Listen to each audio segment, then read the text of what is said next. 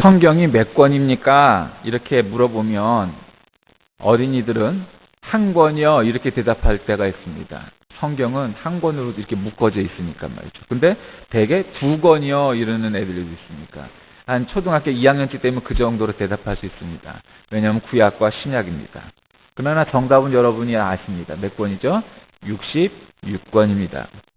그 66권의 책을 한 대로 모은 것이 구약전서, 신약전서, 합해서 성경전서. 그렇습니다. 자, 간혹 우리 신자들 중에 다윗과 골리앗이 왜 싸웠는지 몰라서 물어보는 그런 사람들이 있어서 이제부터 주일 예배 설교 때마다 성경 여행 시리즈로 설교를 하고자 합니다. 오늘은 그 첫 번째입니다. 그래서 창세기 1장 1절이죠. 이제 성경을 한번 여행 가듯이 즐거운 마음으로 떠나서 성경에 대해서 이제 무식하다 이런 말은 안 듣는 그런 신자들이 되시길 바랍니다. 자, 미국에서 있었던 이야기입니다. 어느 날 자동차 정비소에서 한 사람이 자동차를 고장을 맡기고 고치려고 왔는데 도무지 고칠 수가 없었습니다. 왜냐하면 그 자동차 정비사도 그 고장난 데를 찾아내지 못한 겁니다. 근데 지금 이때가 아주 자동차 처음 시작됐을 때인데 모델이 T 모델이라는 포드 자동차의 T 모델이 아주 유행하던 바로 그 모델의 자동차였습니다. 그런데 그 옆을 지나가던 한 노신사가 혹시 스프링이 좀 있겠습니까? 그래서 스프링을 좀 달라고 하더니 그 차를 말끔히 고쳐서 수리를 맞춰서 그 차가 떠날 수 있겠습니다. 나중에 알고 보니 바로 그 사람이 헨리 포드, 즉 T 모델을 만든 포드 자동차 회사의 창업자였던 겁니다. 그 자동차를 만든 사람이 그 자동차를 누구보다 잘 알아서 잘 고칠 수 있었던 겁니다. 여러분 창조하면 무슨 생각나십니까? 요즘은 창조하면 뭔 생각이 듭니까? 하면은 어린아이들이나 청소년은 뭐라고 대답하는지 아십니까? 네, 틴탑에 있는 애입니다. 이렇게 대답합니다. 또 영화를 좋아하는 사람들은 존 휴스턴 감독의 1966년작 영화인 천지창조가 생각난다고 합니다. 스티븐 보이드, 에바 가드너, 존 휴스턴 이런 영화 배우가 나왔던 우리가 한 번쯤은 봄직한 그런 영화입니다. 또 클래식 애호가들은 프란츠 요제프 하이든의 천지창조가 생각난다고 말합니다. 우리 기독교에서는 이 핸델의 메시아와 더불어서 가장 자주 연주되는 오라토리오 중에 하나로 1794년 하이든이 영국을 방문했을 때 핸델의 메시아를 듣고 감동받아 작곡하게 된 노래라고 알려져 있습니다. 또 다른 걸로는 레오나르도 다빈치의 이 천지창조라는 작품이 있죠. 가끔 아이들한테 묻습니다. 자, 요즘은 아이들이 잘 모르지만 이렇게 검지손가락을 내밀면서 서로 이렇게 마주치는 거를 보여주면 자, 여러분 이거는 뭔 생각이 나죠? 물으면 열은 다 아이들이 다 E.T.라고 대답했었습니다. 요즘 아이들은 E.T.를 잘 모르죠. 근데 여러분 원래 이렇게 검지를 맞닥뜨리는 장면이 어디 나옵니까? 바로 레오나르도 다빈치의 벽화에 나오는 천장 벽화에 나오는 천지창조에 보면은 이렇게 하나님과 아담이 손가락을 이렇게 마주치는 장면이 나오죠. 자, 성경의 맨 첫머리, 즉 구약성경, 구약전서의 바로 첫 번째 책이 창세기입니다. 이 창세기를 원래 영어로는 뭐라고 하냐면 제네시스인데 그 제네시스는 라틴어로도 마찬가지로 비슷한 발음이 나는 말입니다. 여러분 제네시스 그럼 자동차 생각나죠? 자, 제네시스가 창조 혹은 창세 이런 말입니다. 자, 먼저 구체적인 내용에 들어가기 전에 우리가 주일학교 시절에 많이 했던 거 있죠? 창조의 순서를 외우는 거 쉽지 않습니다. 어른들도 옛날에는 생각나는데 지금은 가물가물합니다. 근데 그것이 논리적인 순서부터 있었으면 알게 됩니다. 자, 첫째 날부터 셋째 날까지는 우주, 빛, 궁창, 바다, 땅, 식물을 만드셨고, 둘째 날부터는 여섯째 날까지 해, 달, 별, 새, 물고기, 짐승, 사람을 만드셨습니다. 그리고 일곱째 날에는 안식하셨죠. 그래서 태초에 거침없는 창조를 마치십니다. 자, 그것을 어떻게 외우느냐? 자, 한번 자, 일우빛. 첫 번째 나라는 이루라는, 여러분 보면 요즘 정이루라는 배우 있죠? 자, 정이루라는 배우가 있는데 빛처럼 빛난다. 그래서 이루, 빛 이렇게 외우면 됩니다. 또 두 번째 나라는 뭐 만드셨나? 자, 이궁. 예, 이궁. 아무리 빛나도 정신 차려야지. 이렇게 외우면 됩니다. 이궁. 자, 세 번째 날은 뭘 만들었냐? 삼육식회. 세 번째 날은 요즘 뭐 비락식회 뭐 이런 거 유명하잖아요. 삼육식회. 육지, 식물, 바다. 그래서 삼육식회. 네 번째 날은요. 해달별. 예, 사에서 달별을 찾아봤다. 네 번째 날은 해달별을 만드셨습니다. 다섯째 날은요. 오조어. 물고기. 예, 물고기와 새로운 물고기 이름 같이 보이죠. 오조어가. 근데 이게 다섯째 날은 세조자, 물고기였자. 이렇게 해서 오조어. 여섯째 날은 육동사. 그래서 동물과 사람을 만드셨다. 그래서 육동사 이렇게 외우면 됩니다. 그렇게 외우시면 쉽게 외울 수 있습니다. 자, 아까 말씀드렸던 그 그림에 보면 우리가 천지창조의 내용과 순서보다 더 중요한 건 뭐냐면 천지창조의 주인이 하나님이심을 아는 겁니다. 창조주이신 하나님이 누구신지를 알아야 되는 것이죠. 그래야 성경을 통해서 우리가 믿음을 올바로 얻을 수 있습니다. 자, 우리가 한번 성경을 통해서 잘 알아봐야겠습니다. 먼저 이제 구체적으로 성경 얘기를 한번 해보겠습니다. 창세기 1장 1절에 어떻게 시작되죠? 태초에 하나님이 천지를 창조하십니다. 예, 그래서 옛날에 뭐 태맨 출판사라고 그래서 왜 구약성경 맨 처음에 태초의 태자와 주 예수여 써주시옵소서 아멘 하고 요한계시록 끝나니까 창세기 첫 자와 요한계시록의 마지막 절 앞에서 태맨 출판사도 있었죠. 이게 태초에 하나님이 천지를 창조하십니다. 과학적인 논리적인 사고를 하는 사람들 묻습니다. 왜 성경은 하나님을 증명하려고 하지 않느냐? 여러분, 과학과 즉 진화론과 창조론은 전혀 문제가 되지 않습니다. 왜냐하면 신앙 혹은 신학은 형이상학의 문제이고 과학은 형이학의 문제입니다. 어느 날 교회를 열심히 다니는 이 진화과학자가 있었습니다. 근데 세례도 받지 않았습니다. 아주 유명한 국립대학의 교수였습니다. 하루는 그 목사님이 물어봤습니다. 아니 어떻게 자네는 세례도 받지 않으면서도 이렇게 꼬박꼬박 주일날 예배를 드리나? 저는 신자는 아니지만 훌륭한 기사로 다닙니다. 그래서 자기 아내를 운전을 열심히 해서 행복한 부부생활, 행복한 가정생활을 위해서 교회에 출석한다는 얘기였습니다. 근데 그분의 말씀은 이거죠. 신학과 과학은 충돌하지 않는다는 겁니다. 형이상학과 형이학이기 때문에. 그러니까 뭐 여기 깊이 얘기하면 그렇지만, 그러니까 여러분도 만약에 창조론이 맞냐, 진화론이 맞냐, 뭐 이런 거는 사실은 바보 같은 이야기입니다. 왜냐하면 그럼 다윈의 진화론이 옳으냐? 그런 건 아니죠. 그러나 소진화, 부분적인 진화는 얼마든지 가능하죠. 그러나 닭이 먼저냐, 달걀이 먼저냐? 하나님이 모든 생물을 창조하신 것을 믿는 겁니다. 그것이 창조론이고 그것은 변함없는 사실이죠. 자, 이 태초를 생각하면 여러분 요한복음 1장 1절이 이 말씀이 비슷하죠? 요한복음 1장 1절에도 보면 태초라는 단어가 나오죠. 태초에와 이 요한복음과 이 창세기 태초가 뭐가 다르냐?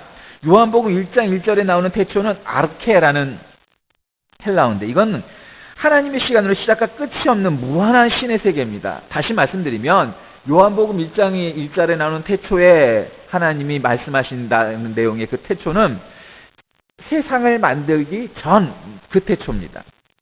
그런데 창세기 1장의 태초는 레시트라는 히브리어인데 이 태초는 시작도 끝도 없는 태초, 즉 끝도 있는 태초입니다. 즉 유한한, 즉 시간이 만들어진 다음의 태초입니다. 그러니까 세상을 만드신 이후의 태초라는 거죠.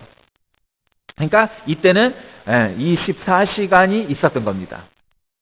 그래서 창세기와 요한복음의 태초는 좀 다릅니다. 자, 태초에 하나님이 천지를 창조하십니다. 하나님이. 이거는 히브리어는 엘로힘인데 원래는 두려워서 어쩔 줄 모른다라는 두려워 떤다 하는 동사에서 유래된 복수입니다. 그래서 삼위일체를 증거할 때 이건 결정적인 문제는 아니지만 이 엘로힘이 복수이기 때문에 삼위일체 하나님이 천지를 창조하셨다라는 근거 중에 하나를 이 복수의 단어가 쓰인 엘로힘을 쓰는 거죠. 자, 하나님이 왜 계시냐? 하나님은 존재하시고 하나님은 실존하시냐? 아니냐? 여러분 성경은 그걸 증명할 필요가 없고 증명하려 하지 않습니다. 그것은 그냥 대전제입니다. 성경은 증명하려 하지 않습니다. 왜? 하나님은 사람이 믿든지 말든지 되신 거기 때문입니다. 여러분, 만약에 얼마 전에 뉴스에서 봤습니까? 페이스북을 통해서 몇 년, 4년인가 7년 만에 햄버거 집에 아이를 버려두고 화장실에 버려두고 갔는데 10대 청소년이 그 아이가 엄마를 찾았는데 페이스북을 통해서 그 엄마를 만나게 된 사건이 엊그저께 뉴스에 난 적이 있습니다. 여러분, 그 아이가 자기 엄마가 누군지 모르죠. 그 어떤 말, 아니 나는 엄마가 없어 라고 할 수도 있죠. 그런데 그 아이에게 그렇다고 해서 자기를 키워주지도 않았고 버렸지만 엄마가 없습니까? 있습니다. 내가 있다는 건 엄마가 있다는 거죠. 다시 말씀드리면 사람이 존재한다는 건 우리 성경과 우리 기독교 신앙에서는 그건 당연히 하나님이 계시다는 것을 우리가 증명하는 겁니다. 왜? 우리는 하나님의 자녀이기 때문이죠. 그래서 이 엘로힘이라는 단어, 하나님은 계시다 하는 단어에서도 출발하죠. 창세기 2장에도 보면 하나님이 나오는데 창세기 1장에 하나님이 엘로힘, 그래서 이자로, 영어로 말하면 스펠링이 이자로 시작돼서 이문서, 혹은 창세기 2장은 야훼로 시작해서 제문서, 야훼, 혹은 영어로 얘기하면 제호가 이렇게 읽으니까 야훼, 그래서 제문서라고 말하는데 여러분 그것까지 우리가 기억할 건 없고 어쨌든 엘로힘 하나님이 천지를 창조하셨다 이렇게 나오는 거죠. 자, 여기서 천지라는 건 뭡니까? 우주 혹은 지구를 얘기하는 거죠. 우리가 집을 지을 때도 골조를 만들고 내부 공사를 하듯이 하나님이 천지를 어떻게 만드셨습니까? 우주를 먼저 만드셨습니다. 근데 하나님의 창조 방법엔 두 가지가 있습니다. 하나는 물리적인 창조고 두 번째는 화학적 창조입니다. 여기서 창조하셨다, 만들었다 할 때에는 바라라는 혹은 빠라, 정확하게 더 표현하면 그렇지만 하여튼 빠라 혹은 바라라고 발음되는 창조하다, 만들었다는 단어인데 이거는 없는 것, 즉 무에서 유를 창조했을 때 하는 물리적 창조를 말하는 겁니다. 예를 들면 여러분 우리가 이 세상에 맨 처음으로 만들어내는 물질들 있을 수 있지 않습니까? 그런 거죠. 아무것도 없는 데서 재료 없이 무에서 유를 창조하는 겁니다. 화학적 창조라는 건 뭡니까?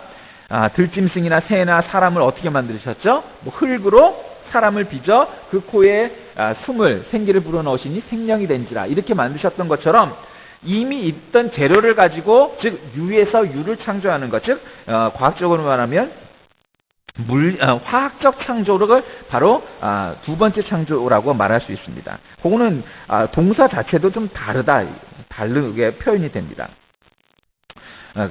그래서 어쨌든 두 가지 창조가 있다는 거죠. 그래서 태초에 하나님이 천지를 창조하셨다는 것은 아무것도 없는 곳에서 새로 만드셨다는 겁니다.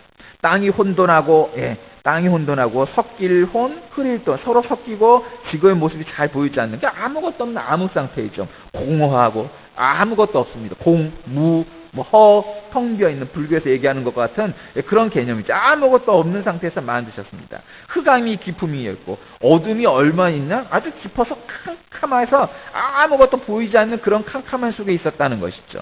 그 세상이 얼마나 적었겠습니까? 그 창세기 1장 1절을 종합해보면 땅이 혼돈하고 공허하며 흑암이 깊음 위에 있고 즉 갓 창조된 지구는 자연 만물의 골조인데 아무것도 보이지 않는 그런 것이었다는 거죠.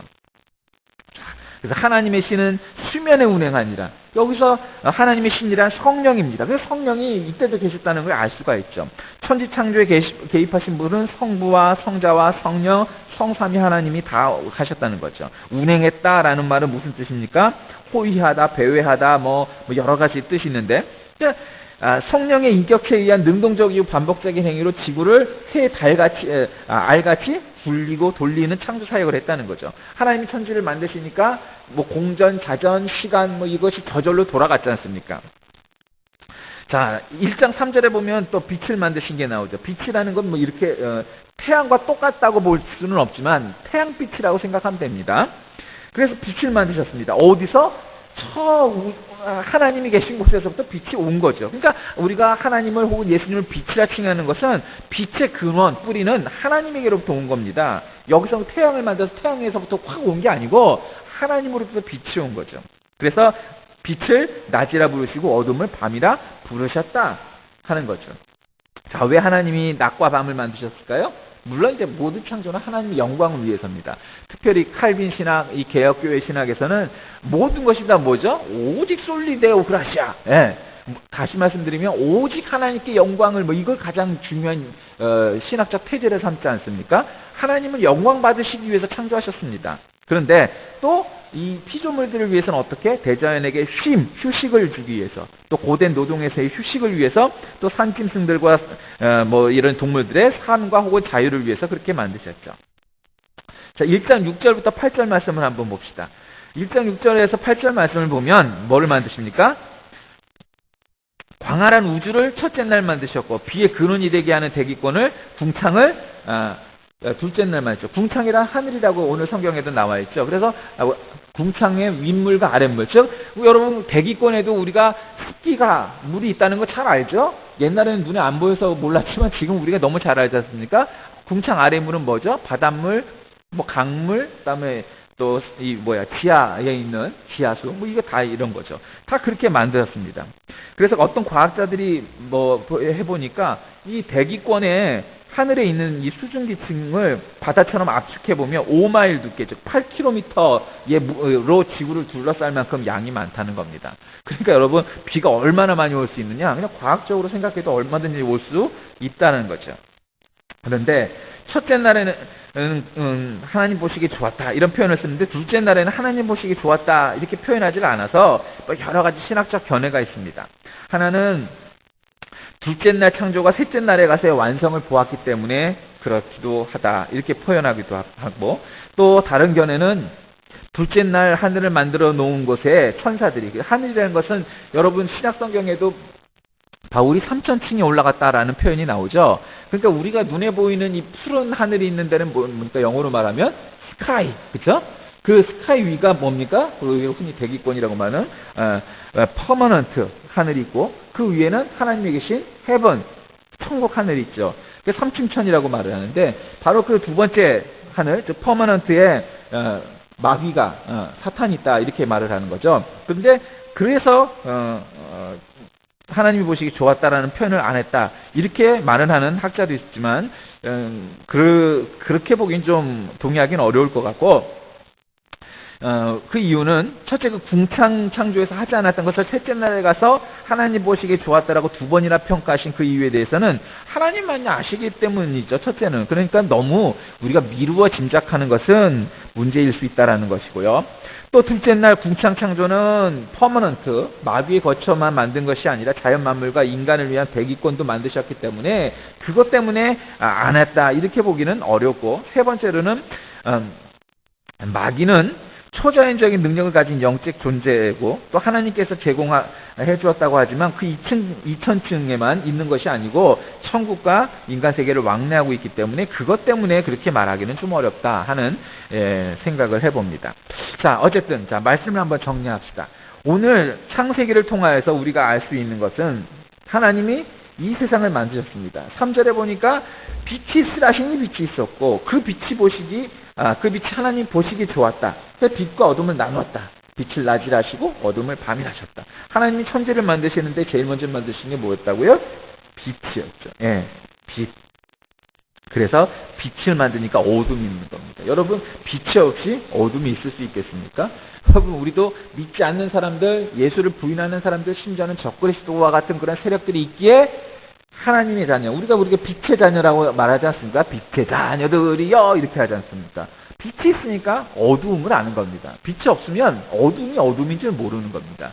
예수님께서 이 땅에 오셨기에 우리가 죄인인 거지, 우리끼리 하면은 네가 잘났니 내가 못났니 이런 거 따져봐서 50보 100보죠. 예, 얼마나 많이 다르겠어요. 아주 특출난 사람들 빼놓고 말이죠. 그래서 하나님이 천지를 만드셨는데 아무것도 없는 데서부터 만드셨다. 이것이 창세기 1장 1절에서 8절까지 우리가 중요한 겁니다. 아무것도 없는 데서 하나님은 세상을 만드셨다. 그때는 아주 깜깜하고 아무것도 볼 수 없는 암흑과도 같은 세계에서 하나님 빛을 만드셔서 뭔가 보이게 하시고, 그건 낮과 밤을 만드시고 또 궁창을 만드셔서 하늘을 만드셔서 하늘 위의 물, 하늘 아래 물로 만드셨다. 여기까지가 첫째 날, 둘째 날 하나님이 만드신 창조의 세계의 그 날짜입니다.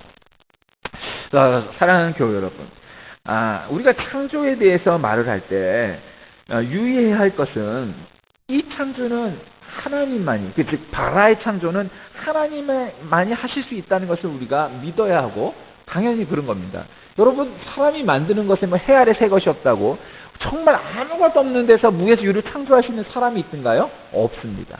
뭔가 아이디어도 여러분 우리가 정말 신선하다 이렇게 표현할 수 있지만, 새롭다 표현할 수 있지만 정말 그게 아무것도 없는 데서 나온 게 있을까요? 없습니다. 즉 창조는 하나님께 속한 것임을 우리가 믿는 것이고, 창조론이란 하나님만이 이 세상을 만드셨다고 믿는 것이 창조입니다.